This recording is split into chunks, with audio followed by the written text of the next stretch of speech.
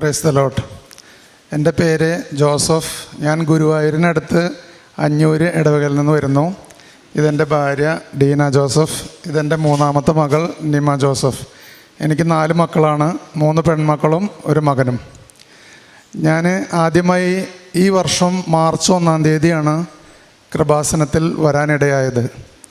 ഞാൻ കൃപാസനത്തെക്കുറിച്ച് കേട്ടിട്ടുണ്ടെങ്കിലും കുറച്ച് ദൂരമായതിനാലും കൂടുതൽ പത്രമൊന്നും അങ്ങനെ കിട്ടിയിരുന്നില്ല ഭാഗത്ത്. അതിനാൽ അധികം അറിയില്ലായിരുന്നു. എന്നെ കൃപാസനത്തിലേക്ക് നയിച്ചത് ഒരു ഹൈന്ദവ സ്ത്രീയാണ്. ഡ്രസ്സൊക്കെ തയ്ക്കുന്ന ഒരു ഹൈന്ദവ സ്ത്രീ എന്നോട് പറഞ്ഞു, ജോസഫ് ഏട്ടൻ കൃപാസനത്തിൽ പോയിട്ടുണ്ടോ എന്ന് ചോദിച്ചു. അപ്പോൾ ഞാൻ പറഞ്ഞു ഇല്ല, അവിടെ പോകണം, എനിക്ക് വളരെ അനുഭവങ്ങളുണ്ടായി. അതിന് ഗുരുവായൂർ ദേവസ്വത്തിൽ ജോലിയൊക്കെ കിട്ടി. മാതാവിൻ്റെ അടുത്ത് പ്രാർത്ഥിച്ചപ്പോൾ അങ്ങനെ അവർ ഹൈന്ദവ സ്ത്രീ ആയതുകൊണ്ട് മറ്റുള്ള ഹിന്ദുക്കളൊക്കെ അവരോട് പറയാറുണ്ട്, നീ എന്തിനാ അതൊക്കെ പത്രമൊക്കെ വിതരണം ചെയ്യണമെന്ന്. അപ്പോൾ അവർ പറയില്ല, ഇത് അമ്മ മാതാവ് എനിക്ക് ഒരുപാട് നന്മകൾ ചെയ്തിട്ടുള്ള അമ്മയാണ്, അതുകൊണ്ട് ഞാൻ ചെയ്യും, വീണ്ടും ചെയ്യും എന്നൊക്കെ പറഞ്ഞ് ആളെന്നെ പ്രോത്സാഹിപ്പിച്ചതിൻ്റെ പേരിലാണ് ഞാൻ ഇങ്ങോട്ട് വന്നത്.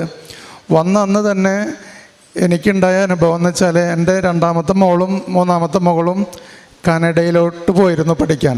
മൂത്ത മോള് കല്യാണം കഴിച്ച ഹസ്ബൻഡുമായിട്ട് അവിടെയാണ് ഉള്ളത്, കാനഡയിൽ. അപ്പോൾ ഇവർ 1 വർഷത്തെ കോഴ്സിന് പോയെങ്കിലും നല്ല ജോലിയൊന്നും കിട്ടിയില്ല. അവർക്ക് എക്സ്പീരിയൻസ് കുറവാണെന്ന് പറഞ്ഞ് ജോലി സാധ്യത കുറഞ്ഞപ്പോൾ ഞാൻ അവരെ തിരിച്ചു വിളിച്ചു. കാരണം ഇപ്പോൾ അവിടെ പോയിട്ട് ബിടെക് കഴിഞ്ഞ ആൾ അവിടെ പോയിട്ട് KFCയിലും മക്ഡൊണാൾഡിലും ജോലി ചെയ്തിട്ട് കാര്യമല്ലല്ലോ.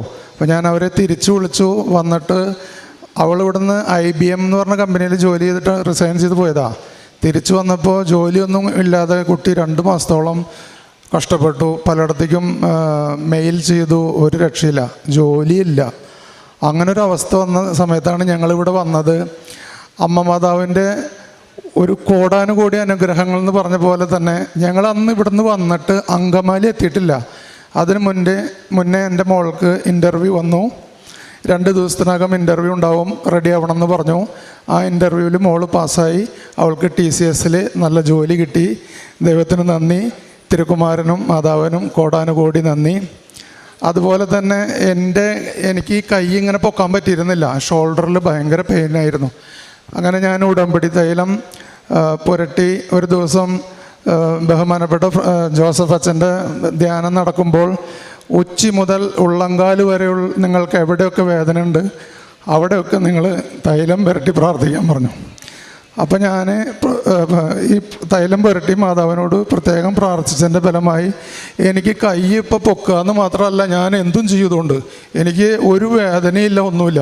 മറ്റേത് എനിക്കിങ്ങനെ കൈ പൊക്കാൻ കഴിയുമായിരുന്നില്ല. അങ്ങനെ ഒരു അനുഭവം. പിന്നെ അന്ന് തന്നെ എൻ്റെ വൈഫിൻ്റെ ചെരുപ്പ് ഇവിടെ ഊരിയിട്ടെങ്കിലും കൂടിയിട്ട് അതിൽ അവൾക്ക് ഭയങ്കര വിശ്വാസമായി. ഒരു 16 ചാല് ഞങ്ങൾ അങ്ങോട്ടും ഇങ്ങോട്ടും നടന്നു, ഈ ചെരുപ്പ് നോക്കി കണ്ടില്ല. അങ്ങനെ മാതാവിൻ്റെ ഫോട്ടോത്തിൻ്റെ അവിടെ വന്നിട്ട് അവൾ പ്രാർത്ഥിച്ചു, ദൈവമേ വണ്ടി കിടക്കുന്നത് പുറത്താണ്, ഇനിയിപ്പോൾ ഈ ചെളിയിൽ കൂടെ നടന്നു പോകണമല്ലോ, എൻ്റെ ചെരുപ്പ് കാണാമല്ലോ അമ്മേ എന്ന് പറഞ്ഞ് പ്രാർത്ഥിച്ച് തിരിഞ്ഞപ്പോണ്ട് ചെരുപ്പ് മുന്നിൽ കിടക്കണം. ഞങ്ങളൊരു 16 തവണ അതിൻ്റെ മുന്നിൽ കൂടെ അങ്ങോട്ടും ഇങ്ങോട്ടും പോയതാ, ചെരുപ്പ് കണ്ടില്ല. പ്രാർത്ഥിച്ച് കഴിഞ്ഞപ്പോൾ ചെരുപ്പ് അവിടെ കിടക്കുക, ആരും കൊണ്ടുവന്നിട്ട പോലെ. അപ്പോൾ ഞങ്ങൾക്ക് ഭയങ്കര വിശ്വാസമായി. അതുപോലെ തന്നെ എൻ്റെ മകൻ 4ാമത്തെ മകനാണ്. അവന് 75% മാർക്ക് പോലും +2 കിട്ടുമെന്ന് ഒരു ഉറപ്പുണ്ടായിരുന്നില്ല. ആൾ കുറച്ച് കളി, ബാസ്ക്കറ്റ് കളി, സ്കൂളിലെ വലിയ ടീം മെമ്പറൊക്കെയാണ്.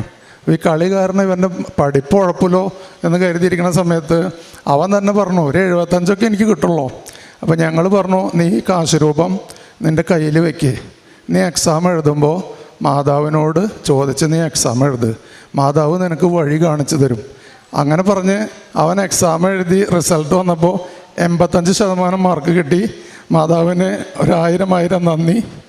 അതുമാത്രമല്ല, അവന് ക്രൈസ്റ്റ് ബാംഗ്ലൂർ പഠിക്കണം എന്നൊരു ആഗ്രഹം പറഞ്ഞു. അങ്ങനെ ക്രൈസ്റ്റിലേക്ക് അവന് തൃശ്ശൂർ ഒരു എക്സാം എഴുതി പാസ്സായി.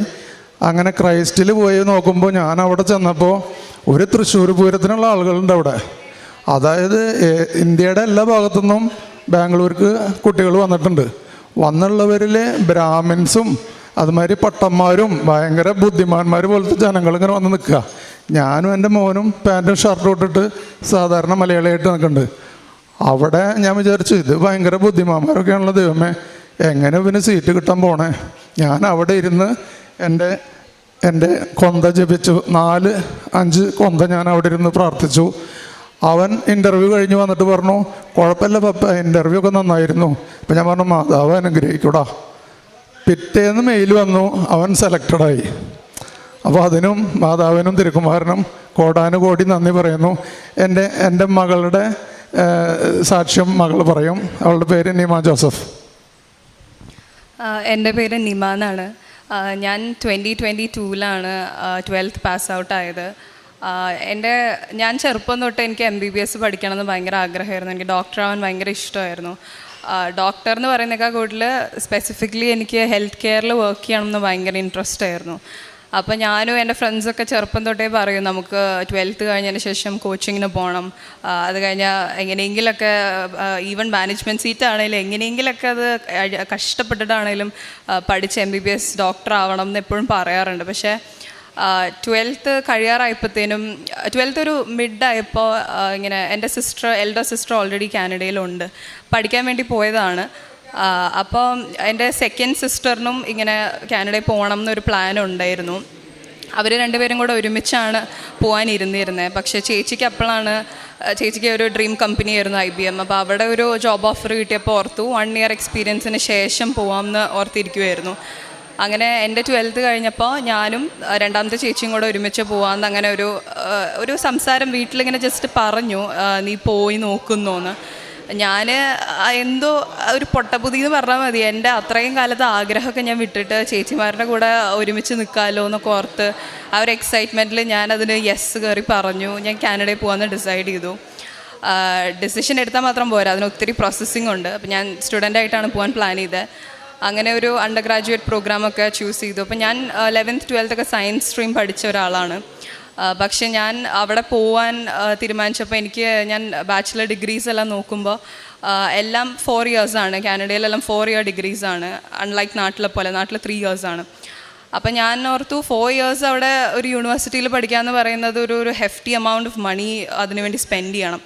അപ്പോൾ അത് വേണ്ടല്ലോ എന്ന് ഓർത്ത് യൂഷ്വലി ഒരു 80% കുട്ടികളും കാനഡയിൽ പോകുമ്പോൾ ചൂസ് ചെയ്യുന്ന പോലെ ഒരു undergraduate diploma, Canadian diploma പഠിക്കാമെന്ന് ഓർത്ത്. അപ്പോൾ ഞാൻ അത് ആലോചിച്ചപ്പോൾ സയൻസിലൊന്നും അങ്ങനെ പ്രത്യേകിച്ച് ഒരു ഡിപ്ലോമ കോഴ്സൊന്നും എനിക്ക് കണ്ടുപിടിക്കാൻ പറ്റിയില്ല. അപ്പം ഞാൻ എൻ്റെ സിസ്റ്റേഴ്സിനായിട്ട് ഡിസ്കസ് ചെയ്തപ്പോൾ അവർ പറഞ്ഞു, ഇനിയിപ്പോൾ നീ അത്യാവശ്യം നന്നായി പഠിക്കുന്നതാണ്, അത്യാവശ്യം കമ്മ്യൂണിക്കേഷൻ സ്കിൽസ് ഉള്ള ആളാണ്, അപ്പം നീ ഒരു കാര്യം ചെയ്യുക, ബിസിനസ്സിൽ എന്തെങ്കിലും പഠിക്കുക എന്ന് പറഞ്ഞു. ഞാൻ ഓക്കെ പറഞ്ഞു. എനിക്ക് ഭയങ്കര കോൺഫിഡൻസ് ആയിരുന്നു എൻ്റെ കഴിവിൽ. ഓക്കെ, ഞാൻ എന്തെടുത്താലും എനിക്ക് പഠിക്കാൻ പറ്റും. എനിക്കങ്ങനെ ഇന്നേ വരെ ഞാനങ്ങനെ ഒരു മോശം കുട്ടി, പഠിക്കില്ല, അയ്യോ പ്രത്യേകിച്ച് ഒരു കഴിവില്ല, അങ്ങനെ ആരും എന്നെക്കുറിച്ച് പറയാറുമില്ല. എനിക്കും അങ്ങനെ തോന്നാറില്ല. എനിക്ക് എൻ്റെ കഴിവിൽ ഭയങ്കര കോൺഫിഡൻസ് ആയിരുന്നു ഇത്രയും വർഷം. അപ്പം ഞാൻ ഓക്കെ എന്നാൽ ഇൻ്റർനാഷണൽ ബിസിനസ് എടുത്തേക്കാം എന്നോർത്ത് അതെടുത്തു. പിന്നെ അങ്ങോട്ട് ഫുൾ പ്രാർത്ഥനയാണ്. IELTS എഴുതുന്നു, IELTS ഫസ്റ്റ് ട്രയൽ തന്നെ പാസ്സാവുന്നു. അപ്പോൾ കോൺഫിഡൻസ് കൂടി. 7 സ്കോർ വെച്ച് എല്ലാത്തിലും ഈച്ച് മൊഡ്യൂളിലും കിട്ടി. അപ്പോൾ എനിക്ക് ഭയങ്കര കോൺഫിഡൻസ് ആയി. IELTS കിട്ടിയ സ്ഥിതിക്ക് ഇനി ബാക്കി എല്ലാം ഭയങ്കര ഈസി ആയിട്ട് ക്രാക്ക് ചെയ്യാൻ പറ്റും. അങ്ങനെ കോളേജസ് അപ്ലൈ ചെയ്യുന്നു. ലക്കിലി എനിക്കും എൻ്റെ ചേച്ചിക്കും സെയിം കോളേജിലാണ്. ഞങ്ങൾ ഒത്തിരി കോളേജസ് അപ്ലൈ ചെയ്തെങ്കിലും 2 പേർക്കും സെയിം കോളേജിലാണ് കിട്ടിയത്. അപ്പം നമ്മളിതൊക്കെ ഭയങ്കര എന്തോ എൻ്റെ ഭാഗ്യം എന്ന് പറഞ്ഞ് ഇങ്ങനെ നടക്കുവാണ്. അങ്ങനെ കോളേജിൽ സീറ്റൊക്കെ കിട്ടി, നമ്മൾ വിസയ്ക്കൊക്കെ വെച്ചു. നമ്മളധികം ബുദ്ധിമുട്ടേണ്ടിയൊന്നും വന്നില്ല. ചേച്ചിക്കൊക്കെ വിത്തിൻ 1.5 months വിസ വന്നു. എനിക്കാണ് ഒരു ഇച്ചിരി കൂടെ വൈകിയത്, 2-2.5 മാസം എടുത്തു. പക്ഷേ ആ സമയത്ത് കോവിഡ് ടൈം ആയതുകൊണ്ട് യൂഷ്വലി വിസ പ്രോസസ്സ് ചെയ്യാനുള്ള ടൈം എന്ന് പറയുന്നത് തന്നെ 3.5 months ആണ്. അപ്പോൾ taking that into consideration എനിക്ക് ആ ടൈം വലിയ അധികമായിട്ട് തോന്നിയില്ല. പക്ഷെ എന്നാലും കുറച്ച് ടെൻഷനൊക്കെ ഉണ്ടായിരുന്നു. അങ്ങനെ ഫൈനലി വിസ കിട്ടി. ഭയങ്കര എക്സൈറ്റഡ് ആയിരുന്നു. എല്ലാവർക്കും ഇവിടെ ഒരുപാട് പേര് എനിക്കറിയാം പുറത്തു പോകാൻ വേണ്ടി പ്രാർത്ഥിക്കാനും നിയോഗം വെച്ച് പ്രാർത്ഥിക്കാനൊക്കെ ആയിട്ട് ഒത്തിരി പേര് ഇവിടെ വരുന്നുണ്ട്, ഒരുപാട് അബ്രോഡ് കൺട്രീസിലേക്ക് പോകാനായിട്ട്. അപ്പോൾ അവരുടെയൊക്കെ ഉള്ളിലൊരു എക്സൈറ്റ്മെൻറ്റ് എന്താണെന്ന് നിങ്ങൾക്ക് ഊഹിച്ചാൽ മനസ്സിലാവും. അപ്പോൾ അതേ സെയിം എക്സൈറ്റ്മെൻറ്റിലാണ് ഞാനും ചേച്ചിയും പോകാൻ വേണ്ടി ഇരുന്നായിരുന്നത്. അങ്ങനെ ഫുൾ പ്ലാനിങ് ആയി, ഇങ്ങനെ ചെയ്യണം അങ്ങനെ ചെയ്യണം, പാർട്ട് ടൈം ചെയ്യണം, അങ്ങനെ ആകെ പ്ലാനിങ് ആണ്.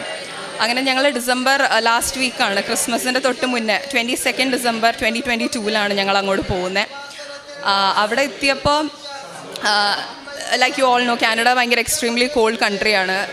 സ്പെഷ്യലി ഞങ്ങൾ രണ്ടുപേരും നിന്നിരുന്നത് സഡ്ബറി എന്ന് പറയുന്ന ഒരു സിറ്റിയിലായിരുന്നു. അപ്പോൾ അവിടെ യൂഷ്വലി -45 -50 ഒക്കെ ഭയങ്കര കോമൺ ആയിട്ടുള്ള വെതറുള്ള സ്ഥലമാണ്. പക്ഷേ തണുപ്പൊന്നും അല്ല എന്നെ അവിടെ ഡിഫീറ്റ് ചെയ്തത്. തണുപ്പൊക്കെ പിന്നെ അഡ്ജസ്റ്റ് ചെയ്യാമെന്ന് ഓർത്താണ് ഇരുന്നുകൊണ്ടിരുന്നായിരുന്നത്. പക്ഷേ അവിടെ ചെന്നപ്പോൾ ഞാൻ നേരിട്ട എക്സ്പീരിയൻസസ് എന്ന് പറഞ്ഞാൽ എനിക്ക് തന്നെ എന്നോട് തന്നെ ഭയങ്കര പിറ്റിയായിട്ട് ഫീൽ ചെയ്യുന്ന എക്സ്പീരിയൻസസ് ആണ് എനിക്ക് അവിടെ ഉണ്ടായത് മൊത്തം. അത് ആൾക്കാരാണേലും, ഞാൻ വർക്ക് ചെയ്യാൻ പോയ സ്ഥലത്താണേലും, കോളേജാണേലും, ഞാൻ എവിടെയൊക്കെ എൻ്റെ കാല് കുത്തിയിട്ടുണ്ടോ അവിടെയൊക്കെ എനിക്ക് പ്രശ്നങ്ങൾ മാത്രമേ ഉണ്ടായിട്ടുള്ളൂ. അപ്പോഴൊക്കെ ഞാൻ റെഗുലർലി പ്രാർത്ഥിക്കുന്ന ഒരാളാണോ എന്ന് ചോദിച്ചു കഴിഞ്ഞാൽ അല്ല. ഞാനങ്ങനെ ഒരുപാടൊന്നും പ്രാർത്ഥിക്കുന്നില്ല. ജസ്റ്റ് വർക്കിനോ അല്ലെങ്കിൽ കോളേജിലോട്ടോ പോകുന്നതിന് മുന്നേ അല്ലെങ്കിൽ ക്ലാസ് അറ്റൻഡ് ചെയ്യുന്നതിന് മുന്നേ കർത്താവെ അനുഗ്രഹിച്ചോളെ എന്ന് പറഞ്ഞ് അങ്ങനെ അങ്ങ് തുടങ്ങുമായിരുന്നു. പ്രത്യേകിച്ച് കഷ്ടപ്പെട്ടിരുന്ന് പ്രാർത്ഥിക്കുക.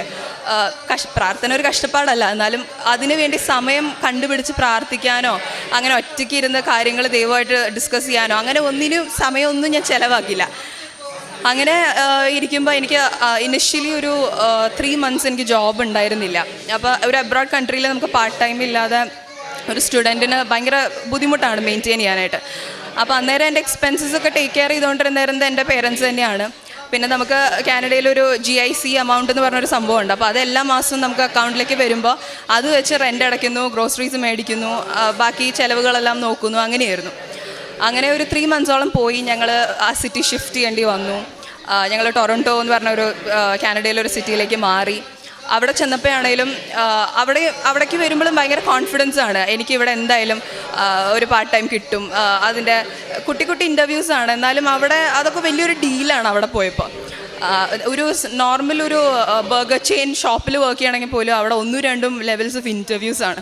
അപ്പോൾ എൻ്റെ ഇതൊക്കെ സിമ്പിളല്ലേ, ഇതൊക്കെ എനിക്ക് ചെയ്യാൻ പറ്റുന്നതല്ലേ എന്ന് ഓർത്ത് ഞാൻ ഓരോന്നിനൊക്കെ പോകാൻ തുടങ്ങി. അങ്ങനെ എനിക്ക് കിട്ടി. ശരിയാണ്, ഞാൻ പറഞ്ഞ പോലെ തന്നെ എനിക്ക് ജോബും കാര്യങ്ങളൊക്കെ കിട്ടുന്നുണ്ട്. പക്ഷേ കിട്ടുന്നിടത്തെല്ലാം 8ൻ്റെ പണിയാണ് എനിക്ക് കിട്ടിക്കൊണ്ടിരിക്കണം. എല്ലായിടത്തും പ്രശ്നങ്ങൾ മാത്രം, എന്നും കിടന്ന് കരയാന്നല്ലാതെ എനിക്ക് വേറൊരു നിവൃത്തി ഉണ്ടായിരുന്നില്ല അവിടെ. അപ്പോൾ ഓരോ ദിവസം ഞാൻ പപ്പനെയും മമ്മിനെയും വിളിച്ച് സംസാരിക്കുമ്പോൾ അവർക്കും വിഷമമാണ്. കാരണം ഇത്രയും ഹാപ്പിയായി എക്സൈറ്റഡായി ഞാൻ ചാടിത്തുള്ളി ചേച്ചിമാരുടെ കൂടെ നിൽക്കാം അങ്ങനെ ഇങ്ങനെയെന്നൊക്കെ പറഞ്ഞ് പോയിട്ട് ഭയങ്കര കഷ്ടപ്പാടായിരുന്നു. ഞാൻ എന്നും വിളിച്ച് കരച്ചിലാണ്, എനിക്ക് അതില്ല ഇതില്ല. അപ്പോൾ ഇവർ പറയും പ്രാർത്ഥിക്കുക, നീ പള്ളിയിൽ പോ. പക്ഷെ പള്ളിയിലൊന്നും പോവാനുള്ളൊരു സാഹചര്യം ഉണ്ടായിരുന്നില്ല. മോർ ദൻ ദാറ്റ് എനിക്ക് മനസ്സുകൊണ്ട് ഓക്കെ ദൈവത്തിൽ ആശ്രയിച്ചാലാണ് എൻ്റെ കാര്യങ്ങൾ നടക്കുകയുള്ളൂ എന്നുള്ളൊരു വിശ്വാസം ഉള്ളിലില്ല. എന്നെക്കൊണ്ടെല്ലാം ചെയ്യാൻ പറ്റും എന്നുള്ളൊരു എവിടെയും അങ്ങനത്തെ ഒരു ഓവർ കോൺഫിഡൻസ് ഉണ്ടായിരുന്നു. അത് തന്നെയാണ് എന്നെ ഇപ്പം ഞാൻ നിൽക്കുന്ന സ്റ്റേജിലേക്ക് എത്തിച്ചതും. അങ്ങനെ എൻ്റെ ഓവർ കോൺഫിഡൻസ് കൂടി എനിക്ക് കിട്ടുന്നതെല്ലാം മോശം എക്സ്പീരിയൻസസ് ആയി തുടങ്ങി. അങ്ങനെ മാസങ്ങൾ പോയി തുടങ്ങി. ഒരു 2-3 സെമസ്റ്റർ ആയപ്പോൾ ഈ പറഞ്ഞ പോലെ ഞാൻ സയൻസ് എടുത്ത് പോയ ഒരാളാണ്. അപ്പോൾ ബിസിനസ് എനിക്ക് ഹാർഡാവുന്ന ആരും വിചാരിക്കുന്നില്ല, പക്ഷേ എനിക്കത് ഹാർഡായി. അങ്ങനെ ഞാൻ എൻ്റെ 2nd സെമ്മിൽ വെച്ച് ഞാനൊരു സബ്ജക്റ്റിൽ ഫെയിലായി. അപ്പോൾ എൻ്റെ ലൈഫിൽ ആദ്യത്തെ ഫെയിലിയറാണത്. ഞാൻ ത്രൂ ഔട്ട് നന്നായി പഠിച്ച് എല്ലാവരെയും പ്രൗഡാക്കുന്നൊരു പേഴ്സണാണ്.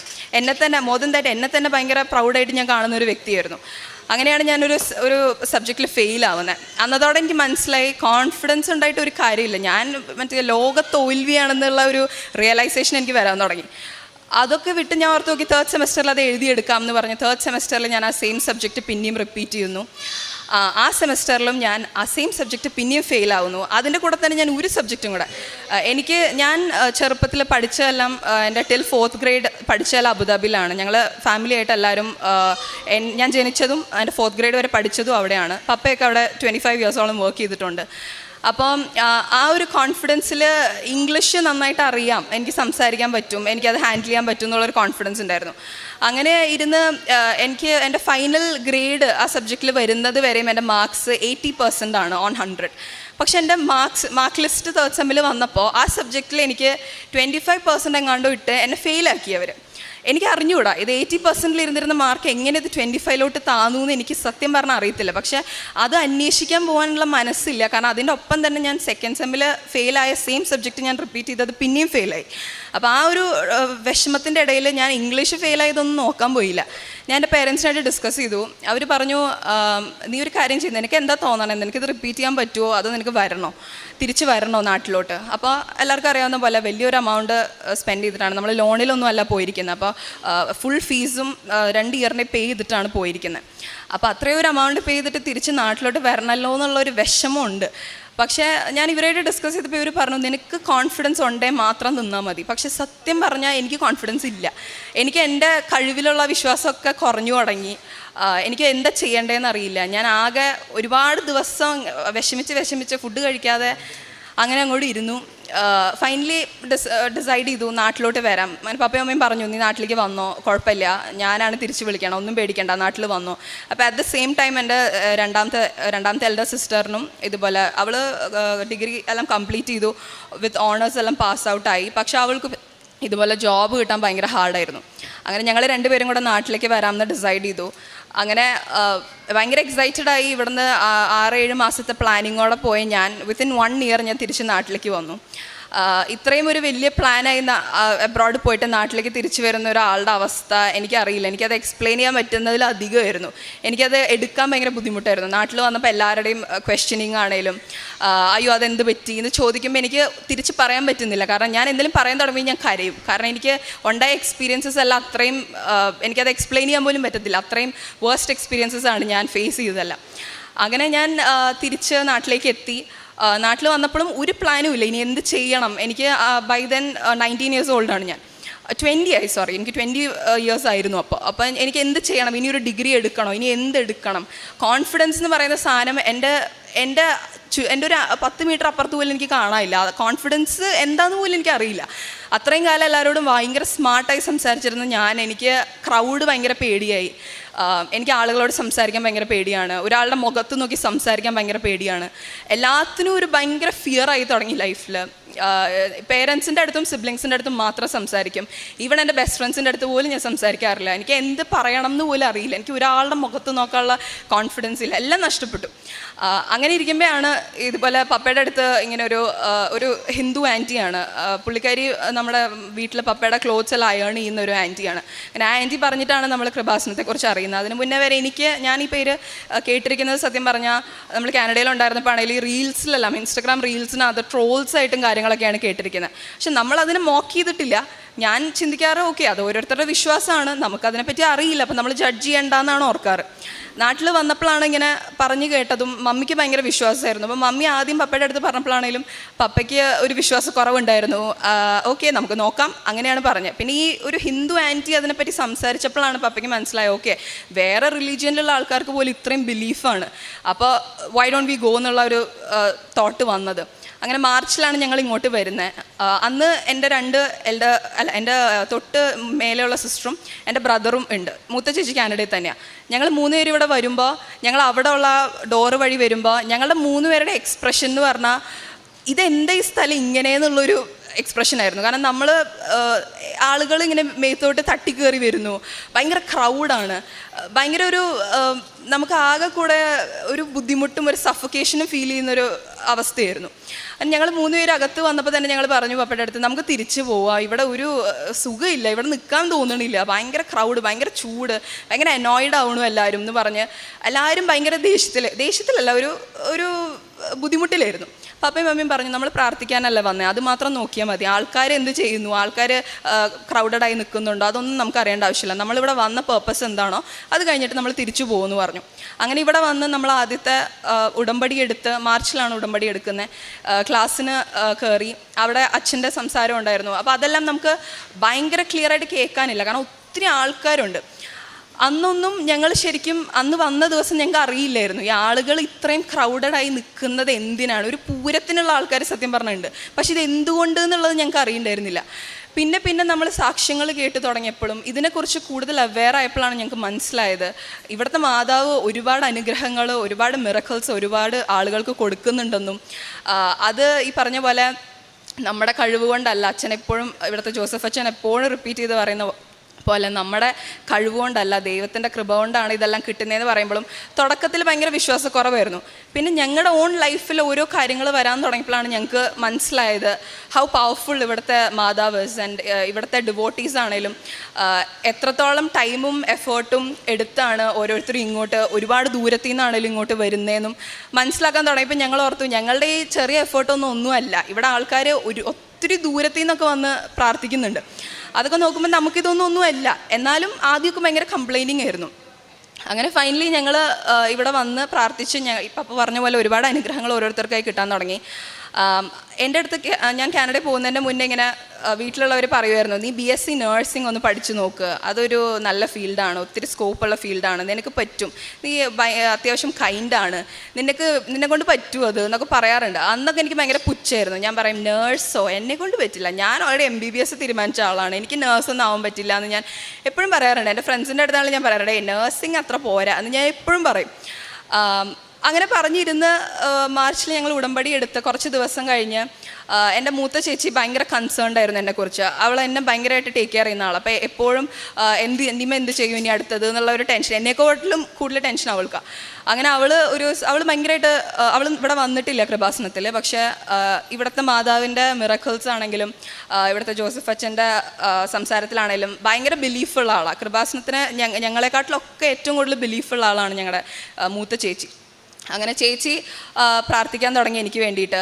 അങ്ങനെ ഒരു ദിവസം പ്രാർത്ഥിച്ചുകൊണ്ടിരിക്കുമ്പോൾ അന്നൊന്നും എനിക്കറിയില്ല, മാർച്ച് 3 മാസം ഞാൻ നാട്ടിലെത്തിയിട്ടും എനിക്കറിയില്ല ഞാൻ എന്താ ചെയ്യാൻ പോണേന്ന്. അങ്ങനെ ചേച്ചി പ്രാർത്ഥിച്ചുകൊണ്ടിരിക്കുമ്പോൾ ഇങ്ങനെ നിമ എന്ത് ചെയ്യും മാതാവ്, ഇനി എന്ത് ചെയ്യും എന്ന് ആലോചിച്ച് ഇങ്ങനെ കണ്ണടച്ച് പ്രാർത്ഥിച്ചുകൊണ്ടിരിക്കുമ്പോൾ അവൾക്കൊരു വിഷൻ പോലെ മനസ്സിലേക്ക് വന്നു, അവൾ നേഴ്സാവണം എന്ന് എന്തോ ഒരു വോയിസ് പറയുന്ന പോലെ. അങ്ങനെ ഫെമി എന്നാണ് പേര് അവളുടെ. അവൾ പോലും വിചാരിച്ചിട്ടില്ല BSc നഴ്സിംഗ് അതെന്നുള്ളൊരു സംഭവം ഞാൻ പഠിക്കുമെന്നോ ഞങ്ങളുടെ വീട്ടിൽ ആരെങ്കിലും ഒരു നേഴ്സാവുമെന്നോ ഒന്നും അങ്ങനെ ഒരു ചിന്ത പോലും ഇല്ല. ആ ഒരു ഫീൽഡിലേക്ക് ആർക്കും അങ്ങനെ ഇൻട്രസ്റ്റ് ഉണ്ടായിരുന്നില്ല. പക്ഷെ അവൾ തന്നെ അന്ന് രാത്രി എൻ്റെ അടുത്ത് വിളിച്ചിട്ട് പറഞ്ഞു, ഇങ്ങനെ എനിക്ക് ഫീൽ ചെയ്തു, ഇങ്ങനെ എൻ്റെ അടുത്ത് ആരോ പറയുന്ന പോലെ തോന്നി, നീ അതൊന്ന് ട്രൈ ചെയ്യുമെന്ന് പറഞ്ഞു. അപ്പം ഞാൻ ഓർത്തു, ഓക്കെ ദൈവം ആയിട്ട് പറഞ്ഞ് കൊടുത്തൊരു കാര്യമാണ്, ലെറ്റ്സ് സീ, ഞാനത് മനസ്സിൽ വെക്കുന്നുണ്ട്, ഞാൻ അതിനെപ്പറ്റി പ്രാർത്ഥിക്കുന്നുണ്ട്. കാരണം ഇനി മുതൽ ക്വിക്ക് ഡിസിഷൻസ് വേണ്ട, മാതാവിനോട് പ്രാർത്ഥിച്ച് മനസ്സുകൊണ്ട് അത്രയും ആ ഡിസിഷനോട് ഒത്തുപോവുകയാണെങ്കിൽ മാത്രം അത് എടുത്താൽ മതി എന്നുള്ളൊരു ഐഡിയയിലോട്ട് വന്നു. അങ്ങനെ ഇരിക്കുമ്പോൾ നെക്സ്റ്റ് ഡേ ആ ഒരു ടൈമിൽ തന്നെ അതിൻ്റെ തൊട്ടടുത്ത ദിവസം പപ്പയുടെ ഒരു കസിനാണ്, സിസ്റ്ററാണ്, സാബ്സ് എന്ന് പറയുന്ന ഒരു അഡോറേഷൻ ഫൗണ്ടേഷനിലുള്ള ഒരു സിസ്റ്ററാണ്. അങ്ങനെ പുള്ളിക്കാരി അൺഎക്സ്പെക്റ്റഡായി പപ്പനെ വിളിച്ചിട്ട് ഇങ്ങനെ പറഞ്ഞു, എന്താണ് ഇങ്ങനെ മൂന്നാമത്തെ മോളിപ്പോൾ എന്താ ചെയ്യണേ, അവൾ നാട്ടിലുണ്ടോ എന്നൊക്കെ ചോദിച്ചു. അപ്പോൾ പറഞ്ഞു നാട്ടിലുണ്ട്. അപ്പോൾ പറഞ്ഞു എൻ്റെ മനസ്സിലിങ്ങനെ തോന്നിക്കുന്നു അവൾ നേഴ്സാവാൻ പഠിക്കണം, അതിങ്ങനെ മനസ്സിൽ കുറച്ച് ദിവസമായി ഇങ്ങനെ വരുന്നു, അപ്പോൾ അതെനിക്ക് പറയണം തോന്നി എന്ന് പറഞ്ഞു. അപ്പോൾ ഇതെനിക്ക് ഭയങ്കര കോയിൻസിഡൻ്റലായിട്ട് തോന്നി, കാരണം ഞാൻ പോലും ചിന്തിക്കാത്തൊരു കാര്യമാണ്, എനിക്ക് ഒട്ടും താല്പര്യമില്ലാത്തൊരു ഫീൽഡ്. പക്ഷെ അത് പറഞ്ഞതിൻ്റെ ശേഷം ഞാനും പേഴ്സണലി ഒരുപാട് പ്രാർത്ഥിക്കാൻ തുടങ്ങി. എനിക്ക് മനസ്സിൽ ഭയങ്കരമായിട്ട് കോൺഫിഡൻ്റ് ആയി, ഞാനൊരു നേഴ്സ് ആവണം, ഓക്കെ അതാണ് മേ ബി എൻ്റെ തലയിൽ എഴുതി വെച്ചിരിക്കുന്നത്, ഞാനത് പഠിക്കണം എന്നുള്ളൊരു ഒരു ആവേശം വരാൻ തുടങ്ങി. ആവേശമല്ല, ഒരു കോൺഫിഡൻസ്. അത് ദിസ് ടൈം ഇറ്റ്സ് ഡിഫറെൻറ്റ്. എൻ്റെ കഴിവുകൊണ്ടുള്ള കോൺഫിഡൻസ് ഞാൻ ഒരിക്കലും പറയില്ല, എനിക്ക് ദൈവമായിട്ട് തന്നൊരു ഐഡിയ, അല്ലെങ്കിൽ ദൈവമായിട്ട് എനിക്ക് തന്നൊരു ഗോഡ്സ് പ്ലാനാണ്. അപ്പോൾ അതിനകത്ത് എനിക്ക് ആ ഗോഡ്സ് പ്ലാനിൽ ഞാൻ കോൺഫിഡൻ്റ് ആവാൻ തുടങ്ങി. പക്ഷെ എന്തെന്ന് ചെയ്യണം, ഒന്നും അറിയില്ല. BSc നഴ്സിംഗ് പഠിക്കണം, നേഴ്സ് ആവണം, ഇത്രേ അറിയുള്ളൂ, ഒന്നും അറിയില്ല. അങ്ങനെ ഒരുപാട് ഇതിനെപ്പറ്റി റിസർച്ച് ചെയ്ത് ഫൈനലി എനിക്ക് മനസ്സിലായി, എനിക്ക് നാട്ടിൽ പഠിക്കാൻ ഉള്ള മാർക്സ് ഇല്ല. നാട്ടിൽ സീറ്റ് കിട്ടണമെങ്കിൽ, മാനേജ്മെൻറ്റ് സീറ്റ് കിട്ടണമെങ്കിൽ പോലും ഒരു 94 അബവ് ഒക്കെ പെർസെൻറ്റ് വേണം. എനിക്ക് 86% ഉള്ളൂ. 9.1 GPA വെച്ച് എനിക്ക് നാട്ടിൽ സീറ്റ് കിട്ടില്ല എന്ന് മനസ്സിലായി. അങ്ങനെ ഒരുപാട് പ്രാർത്ഥിച്ച് ഒരു 6 മാസത്തെ നീണ്ട വെയിറ്റിംഗ് ആയിരുന്നു. കുറേ പേര് ആലോചിക്കുന്നുണ്ടാവും നഴ്സിംഗ് പഠിക്കാൻ വേണ്ടി ഇത്രയും വെയിറ്റിംഗ് ഉണ്ടോ എന്ന്. പക്ഷേ എൻ്റെ എക്സ്പീരിയൻസിൽ ഇതായിരുന്നു, എനിക്ക് ഒത്തിരി വെയിറ്റ് ചെയ്യേണ്ടി വന്നു. അങ്ങനെ ഫൈനലി എനിക്ക് ബാംഗ്ലൂരിൽ ഒരു ക്രിസ്ത്യൻ കോളേജിൽ തന്നെ എനിക്ക് സീറ്റ് കിട്ടി. അതും ഇതുപോലെ ഒരു ഇൻ്റർവ്യൂ ഒക്കെ, നോർമലി നമ്മൾ കോളേജസിൽ ചേരുന്ന പോലെ ആയിരുന്നില്ല, എനിക്ക് കുറച്ച് ഡിഫറെൻ്റ് ആയിരുന്നു. 1-2 ഇൻ്റർവ്യൂസ് കഴിഞ്ഞ് ആ ഇൻ്റർവ്യൂസിലാണെങ്കിലും ഞാൻ ഈ പറഞ്ഞ പോലെ കാശിരൂപം വെച്ചിട്ടും ഒരുപാട് പ്രാർത്ഥിച്ചിട്ടും മാതാവിൻ്റെ അടുത്ത് ഒത്തിരി പ്രാർത്ഥിച്ചതിന് ശേഷമാണ് ഈ ഇൻ്റർവ്യൂസ് എല്ലാം അറ്റൻഡ് ചെയ്യുന്നത്. അപ്പോൾ ദിസ് ടൈം ഞാൻ ഭയങ്കര കോൺഫിഡൻ്റ് ആയിരുന്നു ഇൻ ഗോഡ്സ് പ്ലാൻ. ആൻഡ് എനിക്ക് പറഞ്ഞ പോലെ തന്നെ എനിക്ക് 1-2 ദിവസത്തിൽ അതിൻ്റെ ഓഫ് ലെറ്റർ കിട്ടി, എനിക്ക് ആ കോളേജിൽ ജോയിൻ ചെയ്യാമെന്ന് പറഞ്ഞു. അപ്പോൾ ഒരുപാട് സന്തോഷമുണ്ട് മാതാവ് എനിക്ക് തന്ന അനുഗ്രഹങ്ങളിൽ. അപ്പോൾ ഞാൻ മനസ്സിലാക്കിയതെന്ന് പറയുന്നത് നമ്മുടെ ലൈഫിൽ വരുന്ന ഓരോ റിജക്ഷനും ഒരു റീഡിറക്ഷനാണ്.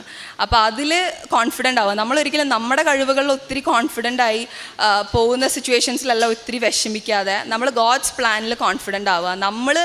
ഇനിയിപ്പോൾ നമ്മളെ കൊണ്ട് ചെയ്യാൻ പറ്റിയില്ലെങ്കിലും ദൈവത്തിനെ കൊണ്ട് അത് ചെയ്യാൻ പറ്റും എന്നുള്ളൊരു കോൺഫിഡൻസ് ലൈഫിൽ വരാൻ തുടങ്ങി. അതുപോലെ തന്നെ എൻ്റെ ചേച്ചിക്ക് എൻ്റെ മൂത്ത ചേച്ചിക്ക് ഒത്തിരി ഇയേഴ്സായിട്ട് മൈഗ്രെയിൻ ഉണ്ടായിരുന്നു. അങ്ങനെ ചേച്ചി ഇവിടെ കൃപാസനത്തിൻ്റെ ധ്യാനങ്ങളും കാര്യങ്ങളും കണ്ട് പ്രാർത്ഥിച്ച് ഒന്ന് രണ്ട് മാസത്തിന് ശേഷം ചേച്ചി ഒരു ദിവസം ഉറങ്ങുമ്പോൾ ഇതുപോലെ ഒരു സ്വപ്നം കണ്ടു. ഇവിടുത്തെ ജോസഫ് അച്ഛൻ സ്വപ്നത്തിൽ വന്ന് ചേച്ചിയുടെ അടുത്ത് സംസാരിക്കുന്നത്. അപ്പോൾ നിനക്ക് എന്താ പ്രശ്നം എന്ന് ചോദിച്ചപ്പോൾ ചേച്ചി പറഞ്ഞു, എനിക്ക് മൈഗ്രെയിൻ ആണ് അച്ഛൻ, എനിക്ക് തല പൊട്ടിപ്പൊളിയുന്ന വേദനയാണെന്ന് പറഞ്ഞ് ഭയങ്കര വിഷമത്തിലായിരുന്നു. അങ്ങനെ അച്ഛൻ തലയിൽ കൈ തൊട്ട് പ്രാർത്ഥിച്ച് ബ്ലസ് ചെയ്യുന്നതാണ് ആ സ്വപ്നത്തിൽ കണ്ടത്. അതിൻ്റെ ശേഷം ഇന്ന് വരെ ഇപ്പോൾ ഓൾമോസ്റ്റ് 6 months ആയി, ഇതുവരെ അവൾക്ക് മൈഗ്രെയിൻ എന്ന് പറയുന്ന ഒരു സംഭവം വന്നിട്ടില്ല. അപ്പോൾ ഇതുപോലെ ഒത്തിരി എനിക്കിപ്പോൾ ഒരുപാട് പറയാൻ കിട്ടുന്നില്ല, ഞാൻ എൻ്റെ പറഞ്ഞപ്പോൾ തന്നെ ഒത്തിരി ലോങ് ആയിപ്പോയി. അപ്പോൾ ഒരുപാട് ഇതുപോലെ കുഞ്ഞു കുഞ്ഞു അനുഗ്രഹങ്ങളാണെങ്കിലും വലിയ വലിയ അനുഗ്രഹങ്ങളാണെങ്കിലും ഒത്തിരി കാര്യങ്ങൾ ഞങ്ങൾക്ക് തന്നിട്ടുണ്ട്. അപ്പോൾ എല്ലാ കാര്യങ്ങളിലും ഒരുപാട് താങ്ക് യു ഉണ്ട് ദൈവത്തിനാണേലും ഈ കൃപാസനം എന്ന് പറയുന്ന ഈ ഒരു ഹോൾ പ്ലേസിനോടും ഒത്തിരി താങ്ക്സ് ഉണ്ട്. അബവ് ഓൾ ഓഫ് ദിസ് മാതാവിനോട് ഒത്തിരി ഒത്തിരി ഒത്തിരി താങ്ക് യു പറയാനുണ്ട്. ഞങ്ങൾക്ക് ഓരോരുത്തർക്കും പേഴ്സണലി ഒരുപാട് ഗ്രാറ്റിറ്റ്യൂഡുണ്ട്. മാതാവ് ഞങ്ങൾക്ക് ഇന്ന് വരെ തന്ന ഓരോ ബ്ലെസ്സിങ്സിനും. പലതും നമ്മൾ ചോദിച്ചിട്ടാണ്, പക്ഷേ അതിൽ കൂടുതലും നമ്മൾ ചോദിക്കാത്ത ബ്ലെസ്സിങ്സാണ് മാതാവ് നമുക്ക് തരുന്നത്. അപ്പോൾ all thanks to God. Bless you all. ഈ ഒരു കുടുംബം അൾത്താരയിൽ സാക്ഷ്യപ്പെടുത്തിയത്, പ്രത്യേകിച്ച് മക്കളുടെ എല്ലാവരുടെയും കാര്യമുണ്ട്. ഇവർ ഉടമ്പടി എടുത്തിട്ട് 6 മാസമല്ലേ 6 മാസത്തെ അനുഭവങ്ങളാണ് ഇപ്പം ഇത്രയും പറഞ്ഞത്.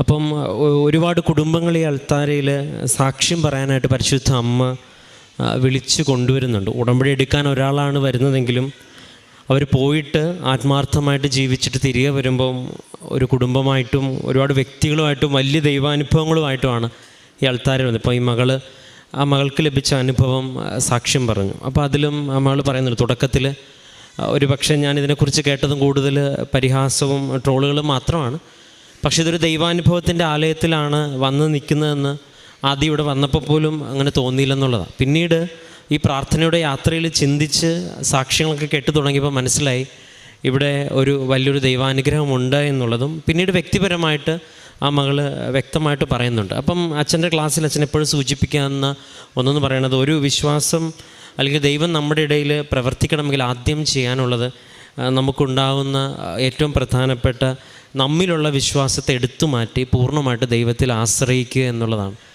മാതാവ് പറയുന്നത്, എൻ്റെ ദാസിയുടെ താഴ്മയെ അവൻ തൃക്കൺ പാർത്തു എന്നും പറഞ്ഞ് എളിമ എന്ന ഏറ്റവും വലിയ പുണ്യമാണ് ദൈവത്തിന് നമ്മളോട് കമ്മ്യൂണിക്കേറ്റ് ചെയ്യാനായിട്ട് ഒരു വ്യക്തി ആദ്യം മനസ്സൊരുക്കേണ്ടതിലാണ്. ഇപ്പം മകളുടെ സാക്ഷ്യത്തിൽ വ്യക്തമായിട്ട് പറയുന്നുണ്ട്, സ്വാഭാവികമായിട്ട് ഒരു മെറിറ്റിൽ ആശ്രയിച്ചുള്ള ഒരു ലൈഫിൽ ചെന്ന് നിന്നതിന് ശേഷം പ്രാർത്ഥിച്ച് വീണ്ടും കൂടുതൽ ദൈവത്തെങ്കിൽ ആശ്രയിച്ച് ജീവിതം ക്രമീകരിച്ചപ്പം ഒരു വ്യക്തമായിട്ടൊരു അനുഭവം ലഭിച്ചു എന്നുള്ളതാണ് മകളുടെ സാക്ഷ്യത്തിലുള്ളത്. അപ്പം മെറിറ്റിലല്ല, ദൈവത്തിൻ്റെ കൃപയിലാണ് ആശ്രയിക്കണം എന്നുള്ള വലിയൊരു സാക്ഷി ഇവിടെയുള്ള ഒരുപാട് സാക്ഷ്യങ്ങളിൽ ആവർത്തിക്കപ്പെടുന്നൊരു കാര്യമുണ്ട്. ഒപ്പം ഗ്രഹനാഥനാണ് ഉടമ്പടി എടുത്തത്. ഉടമ്പടിയിലേക്ക് കടന്നു വരുമ്പോഴും ഇദ്ദേഹം പറയുന്നത്, എല്ലാവർക്കും ഉടമ്പടിയിൽ കടന്നു വരാനൊരു ഒരു ഒരു വൊക്കേഷൻ സ്റ്റോറിയുണ്ട്. അതായത് നമ്മളിങ്ങോട്ട് കൊണ്ടുവരും, ചിലർ വലിച്ച് അഴിച്ചുകൊണ്ട് കൊണ്ടുവരുന്നവരുണ്ട്, ചിലർ വേറെ എല്ലായിടത്തും പോയിട്ട് അവസാനത്തെ ഒരു ട്രൈ ചെയ്ത് നോക്കാമെന്ന് ഇറങ്ങി വരുന്ന നല്ലൊരു ശതമാനം പേരും അങ്ങനെ വരുന്നവരാണ്. എല്ലായിടത്തും പോയി. ഇനി ഇപ്പോൾ ലാസ്റ്റ് അപ്പം ഇപ്പോൾ ഈ ഒരു സാക്ഷ്യത്തിൽ തുടക്കത്തിൽ ഏതോ ഒരു അവിടെ വീട്ടിൽ സഹായിക്കാനായിട്ട്